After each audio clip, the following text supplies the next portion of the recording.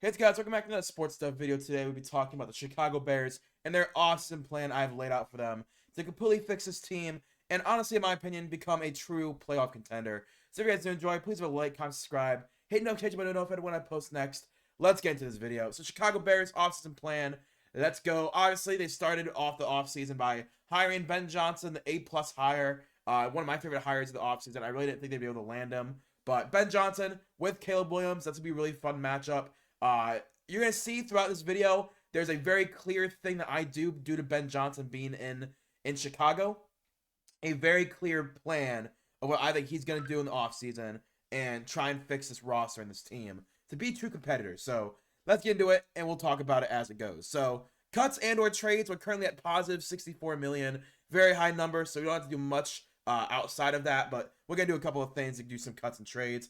First, I'm going to be cutting Gerald Everett. Gerald Everett had 8 receptions for 36 yards and 0 touchdowns last year. He's a backup tight end. He wasn't used so much this last season, but I know he has like a 6'8" frame. Like, he's a massive guy. So maybe there's a chance he does stay on the roster, but for $5 million, I'm going to be cutting him. Can draft replacement late as well. I think there is a lot of guys in this class that can replace Gerald Everett's number and will be very, very cheaper compared to what his could be making. Ben Johnson does like 12 personnel, but he's not a great blocker, so I don't think he's going to be useful for the scheme that they're going to be running. He's mainly a receiving tight end, and even then, he's not a starting receiving tight end in the NFL, but he's not a blocker. And again, Ben Johnson, the way he runs his scheme, he wants blockers. So I'm going to be cutting Gerald Everett for $5 million. Then we'll be trading for Wyatt Teller. Wyatt Teller, 63 PFF, 63 pass blocking, a 62 run blocking score as well. Browns could want to move on from him. He's making a lot of money for the Browns. Their roster has. They can't really afford to pay Wyatt Teller anymore. And I think that he does have a trade market. The former All-Pro Pro Bowler. I think there's going to be a lot of teams interested in him if he does become available. He is on a larger contract, but again, like I said, we're at positive 64 before any cuts or trades. So you can definitely take that money on, and he starts for you day one. His play has declined as of yet, but, in my opinion, it's mainly declining because the guys around him are declining. I still think Wyatt Teller is a pretty solid guard. Maybe you could rework the contract when you get him, but I would think that Wyatt Teller would be a viable addition for this Caleb Williams-led offense. If he can rebound, is one of the best run-blocking guards in the NFL. Again, had a down season. Last year was pretty good, and honestly, since before that, was one of the best guards in the NFL. But, last season did decline, so maybe you can not want to trade for him because of that, but I think he's still worth a trade pick. So what I'm doing is Cleveland gets a 2025 fifth and a 26 fourth, and Chicago gets Wyatt Teller and a 2025 seventh, number 216. So you basically do a pick swap, right? You trade up 70 picks in the draft from the 7th round to the 5th round, and you give up a future 4th for Wyatt Teller, who, again, day one starts for you at right guard. You have right guard and right tackle with Darnell Wright solved. You have it solved. And here's his current contract. He's on the last year of his deal, so I think you could definitely rework that contract into a more, suitable contract for him to stay on the team for a while. So currently, he's only under contract for 1 year, $7.3 million, no guaranteed money.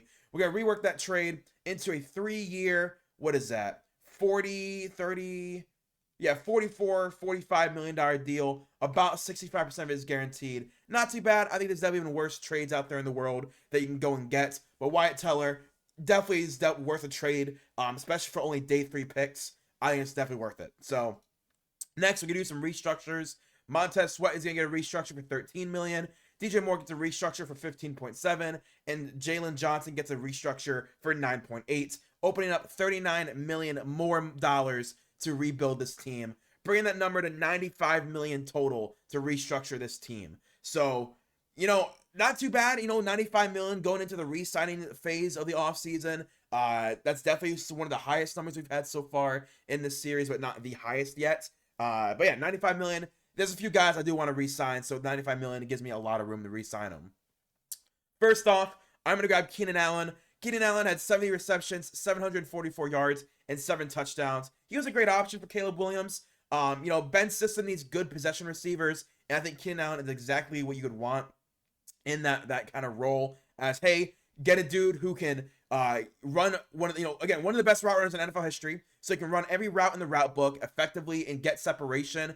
That's what Caleb Williams needs. He's not the same he used to be, but again, he's, in my opinion, one of the best route runners in NFL history. and I think Caleb Williams and Ben Johnson could definitely want to use that. So we'll be giving him a 2-year, $27 million deal, $19 million guaranteed. That is what, about 67-68% guaranteed. So for Keenan Allen, he gets a lot of guaranteed money. Honestly, he's not going to be making the $30 million some of these wide receivers are making.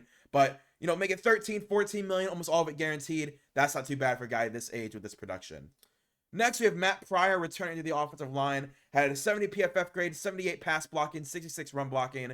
PFF does overrate him. He allowed 7 sacks last season. What I'm doing is bringing Matt Pryor back to have some continuity on the offensive line, but also have a solid backup on the offensive line. It won't be too expensive to retain. He knows how Caleb Williams scrambles. He let up a lot of those sacks, so he definitely knows how to avoid that in the future. And I think that's very good to have someone who knows how Caleb Williams likes to scramble, knows how Caleb Williams likes to move around the pocket. I think that is valuable to have on your team. So Matt Pryor coming back on a $2 million deal to probably be a backup, but at worst be a backup who starts because of injury. Next, we have Darrell Taylor, the pass rusher they traded from for Seattle. Last season, he had 23 tackles, 3 sacks, 2 forced fumbles, and 18 run stops. He's a great player in rotation. Definitely would not have him start. He's not a starter, but I think he's a solid rotation guy. Ben knows what having a thin D-line leads to. The reason they lost in the playoffs is that they didn't really have anyone on the defensive line. So Darrell Taylor shows he's a good run stopper, pretty solid pass rusher, attacks the football. I think Ben Johnson would love to have him on for a low number. So yeah, Montez Sweat, DeMarcus Walker, Darrell Taylor, plus a draft pick would be my ideal room.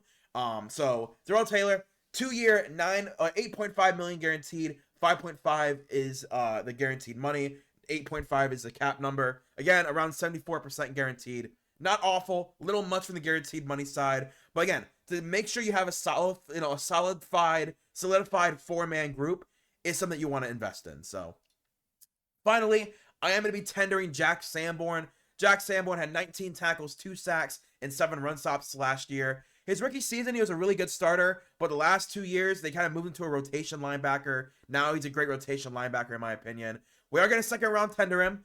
Team will have to do a second-round tender because he was an undrafted free agent. So, unfortunately, we can't original round tender him. But a second-round tender means that a team will have to trade a second-round pick if they want to sign him to an extension. And I just don't think there's going to be a team in the NFL that wants to do that. So, I'm willing to pay Jack Sanborn $5 million to be a valuable linebacker in this core to make sure that another team doesn't have him. That's what in my opinion, what I'm willing to do. Because I think having a really good linebacker core and having a really good pass rushing core leads to your, not so great secondary getting even better. Next, we have free agency. So he spent about $22 million retaining our own guys that I think are valuable to the roster, valuable to the rotation. And here's what I do in free agency. I go a little buck wild. So first off, I am grabbing Chase Young. Chase Young, 19 tackles, 7 sacks, 1 forced fumble, and 19 run stops last year. Dennis Allen is officially the Bears DC. When I made this, it was rumored. But he's officially hired on as a defensive coordinator for the Bears. So I think Chase Young went to New Orleans, had one of his best career years in New Orleans. Maybe he does follow Dennis Allen to Chicago to be his number 1 pass rusher. Chase Young follows DC he had a career year with. He starts opposite of Sweat. You have Montez Sweat, Chase Young as your pass rusher starters. You then have DeMarcus Walker, Darrell Taylor, and a draft pick. I didn't want to announce this pick early, so the reason I said we'll talk about it later is that Chase Young is officially the number 2 next to Montez Sweat. Former Washington guys, yes, I know. Teaming up in Chicago. They then have Darrell Taylor, DeMarcus Walker as the veteran pass rushers with, in my opinion, a high-end rookie pick that can develop for a year or two and then start in the future. It bolsters the defensive line that needs bolstered. Gave him a 2-year, $18 million deal, $13 million guaranteed. It's about 65-70% guaranteed. So right in that sweet spot of where that guaranteed money I like to do. So yeah, Chase Young, again, really good pass rusher. Had his career year with Dennis Allen last year. And I think Dennis Allen would love to have Chase Young follow him to Chicago to be the other bookend pass rusher opposite of Montez Sweat. Next, we have Ryan Kelly, another offensive lineman. Again, I told you guys, I'm building the trenches because Ben Johnson loves building the trenches. Ryan Kelly, 67 PFF grade, 72 pass blocking, 64 run blocking. He is one of the best centers in the league and has been for the last couple of years. A consistent guy for Caleb Williams to rely on and to have at the center position. We'll have to prime away from Indianapolis. There's a chance that Indianapolis just opens the Brinks truck and makes him stay in Indianapolis. But I think there's a chance for him to get a new fresh scenery, stay in the Midwest, and actually try and compete for a true playoff position. Because I think if the Bears, they're a year or two away from being really good, man. And I think Ryan Kelly could be a guy that could help them bolster that level that they're playing at. You can have him longer on a larger contract, but I'm willing to only do a 2-year deal initially. So maybe after a year or two, you extend him. But I'm only gonna do a 2-year and give him a very large contract to make him come to Chicago. 2-year, $22.5 million deal, $15.5 million guaranteed. That is 78% guaranteed. Again, one of the league's best centers, so I'm willing to overpay him and over guarantee his contract to ensure that we help Caleb Williams. So you now have Ryan Kelly at center, Wyatt Teller at right guard, and Darnell Wright at right tackle. So center to right tackle, you're solidified. You know who's going to be starting for you day one. Next, I'm going for Trey Smith. So Trey Smith, yeah, I know. Trey Smith, 79 PFF grade, 71 pass blocking, 81 run blocking. He's, in my opinion, he's a top 3 interior offensive lineman in the league. He's one of the best just players in the trenches in the league. He's been great since his rookie season. Honestly, he fell because I believe he had an injury during the draft combine and the pre-draft process when he came out, and he fell due to that reasoning. But to me, he's been underrated. He's been great since he came to Kansas City. There's no way Kansas City can afford him, and I think the Chicago Bears can back up the Brinks truck for Trey Smith. And now you have Larry Borom at left tackle, Trey Smith at left guard, Ryan Kelly at center, Wyatt Teller at right guard, and Darnell Wright at right tackle. You have now solidified a top 5, top 10 offensive line in the league through all these moves. And the contract I give him is very big. I give him a 5-year, $108.5 million deal, $79.5 million guaranteed at 73% guaranteed.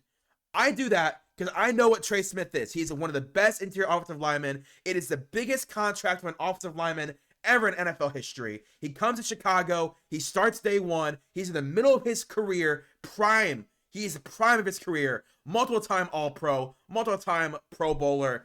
I think Trey Smith to Chicago is basically a guaranteed lock. And he reunites with Darnell Wright, his former college teammate. What else is there in the world to do? You know what I mean? And finally, I'm going to be signing another defensive lineman in Bobby Brown. Bobby Brown, 26 tackles, 16 run stops with a 68 run block grade. Pure run blocking D tackle. You have Gervon Dexter at D tackle. I think Bobby Brown can come in, be that run defending specialist next to Gervon Dexter. Definitely a situational guy. You bring in someone with Super Bowl experience. I believe he won that Super Bowl next to Aaron Donald. He was the starter next to Aaron Donald. So he has Super Bowl experience. Currently on the best defensive line in the NFL. I don't see him coming back to the Rams. You have Braden Fisk. You have other guys that you've drafted. You have Michael Hoyt, who you still need to extend. So I think Bobby Brown is going to end up walking. Give him a 2-year, $6.5 million deal. $4.5 million guaranteed at 70% guaranteed. Not awful for Bobby Brown. Again, pure situational dude. You start him maybe, depending on how the D tackle room fills out through other free agency moves and the draft. But Bobby Brown is someone I definitely want to highlight because I think at minimum he's a high-end role player for you. Finally, at the draft, you have $32 million. I will say I made a lot of draft picks in this video. So let's say $15 million you want to save for the draft. You still have $17 million in cap space to go out and sign more people, or you let it roll over next year, whatever you want to do. But let's just say you save $15 million for the draft picks, $17 million left over in cap space. You either roll over or you sign some more guys. So here's what I do with the draft. So at number 10, I do decide to trade back. If I'm the Chicago Bears at number 10, there's no one that really was on my board, and I felt like the Rams are definitely a team that could trade up. Whether Shedeur falls, Cam Ward falls, whether they really feel like Jalen Milroe is an answer and they feel like he's going to get drafted in the top 15, which I don't think is going to happen. Whether, they want to go up for a franchise tackle, a franchise wide receiver, a defensive lineman. I just feel like that the Rams are a likely team to trade up and be active this draft. So I traded back. It wasn't too much to trade back 16 picks.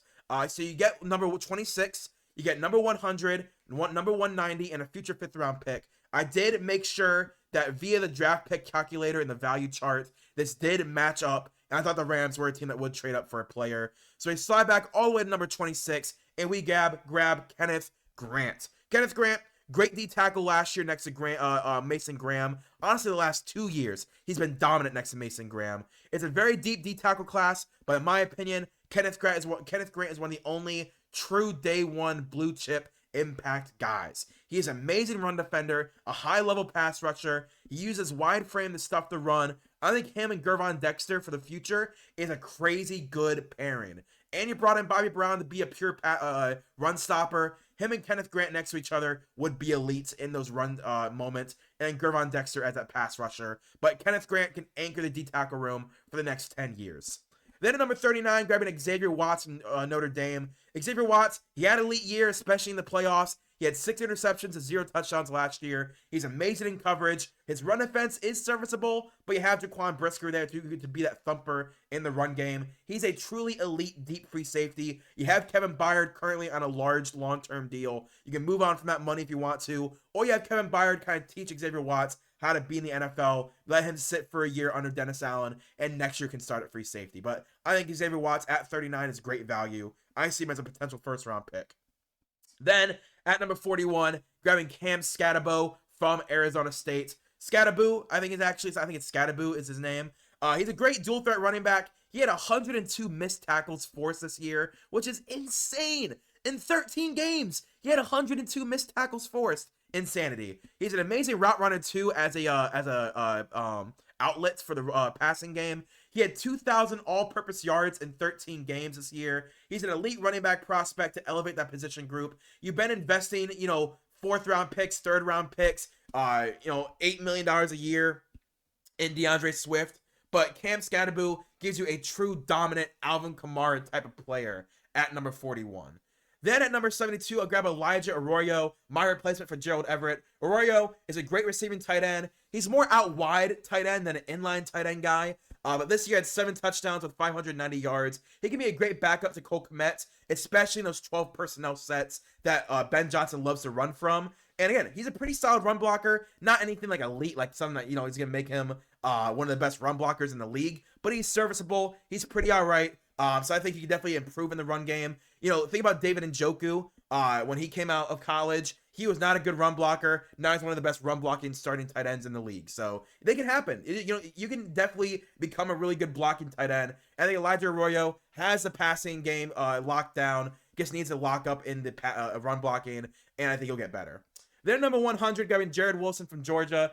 Jared Wilson, first year starting and didn't let up a single sack in Georgia, especially against that great SEC defense. I mean, he went up against Ole Miss's defensive line and didn't let up a sack. That's crazy.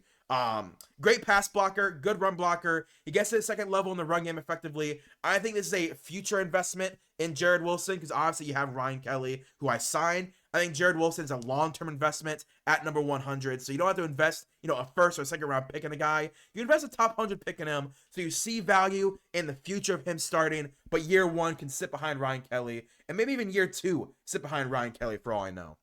Then at number 190, you skip the 4th and 5th round because of those Wyatt Teller trades. You grab Ahmed Hassanin from Boise State. So Ahmed, he's going to be a great rotation edge for you. He's amazing in the run game, really good in the pass rushing game as well. Double-digit sacks the last 2 years. One of the highest graded run defenders in the class at edge who are sub 6'4". So he's a smaller frame dude and still is very effective. Again, I said I want Chase Young, Montez Sweat as the starters. You have DeMarcus Walker and Darrell Taylor as the backups of veterans. Then Ahmed Hassanin can be the young guy developing who can come in for spurts if injuries happen. But he's the 5th edge. Again, I think you're going to see a lot of investment in the trenches by Ben Johnson and Ryan Poles. And I think Ahmed Hassanin is a really good investment at 190. Then at 197, taking a shot on a quarterback in Jackson Dart. He's an intriguing option. I do see this as a long-term backup for Caleb Williams, so you don't have to keep signing these veterans for $2, $3, $4, $5 million to be a backup. You can just have Jackson Dart be the backup. Spend a 6 on a dude who probably won't be there when it comes draft time. But maybe Jackson Dart starts a game or 2 because of injury or because you're the number 1 seed and you're trying to just start your bench your starters for the last game of the year. You never know what happens. NFL is different every year. But Jackson Dart I think could be an interesting trade piece down in the future, or it is a really high level backup for Caleb Williams. Great arm, great deep ball accuracy. I like him at 197. Then at 216, Dan Jackson. Pretty bad year overall from him. This is the first year he truly started. Didn't really have a great year. Is the reason that he's at 216. I can see him as a depth piece where he thrives at Georgia. Don't see a starter in him, but special teamer, rotation, run defender. Not awful, but 216, I just don't see a start in the future. Then there's the draft picks of the 4th and 5th round pick for Wyatt Teller in 216. Then one of my favorite picks of this entire class, Efton Chisholm III from Eastern Washington. Efton is a slot receiver. And you know, with the wide receiver room of DJ Moore, Roma Dunze, Keenan Allen, they're all outside guys. Get a dominant slot receiver. 3,000 yards and 30 touchdowns the last 3 years. Really good production consistently. He's just a great safety valve. Really good slot option. Really good screen option as well. 5'11", 200. I'm really high on Efton Chisholm in the 6th, 7th, 5th round. You know, guys that want to take a shot on a smaller D1, D2 guy in development. I think Efton Chisholm has to be top of that list. So yeah, in the 7th, grab a dude who maybe has something in him. At worst, is a 7th round pick. But yeah, if you guys are enjoying it, please like, comment, subscribe. Hit the notification bell to be notified when I post next. Again, reinvesting in the offensive line, reinvesting in the defensive line, you know, shoring up different parts of the offensive defense. That's something that's really important. They have a good roster. Now they have a good coach. They have a good defensive coordinator. Let's now reinvest in the trenches. Let's get some guys for future projecting, can start for us in the future. And I think that's exactly what they need to do. So yeah, let me know what you guys think in the comments down below, and I'll see you guys later. Peace and bye.